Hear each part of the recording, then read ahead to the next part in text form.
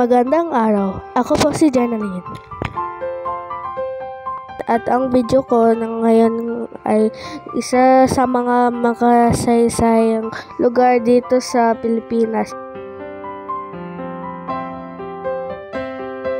Ito ang Liwasang Rizal o Rizal Park sa Ingles.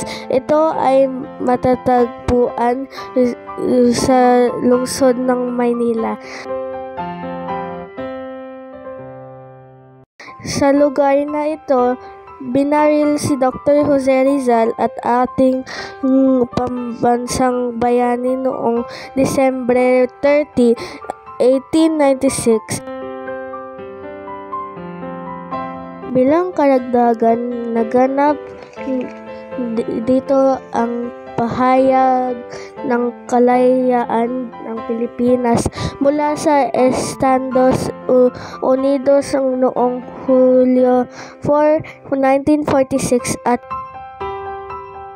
naganap din ang mga demonstrasyong politikal nila dating Pangulong Ferdinand Marcos at Corazon Aquino noong 1986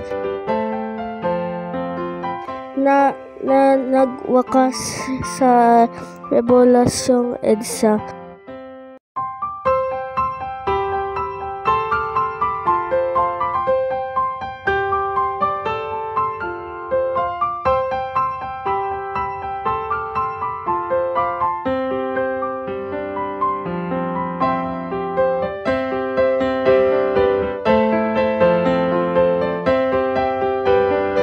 Hanggang dito na lamang po. Maraming salamat.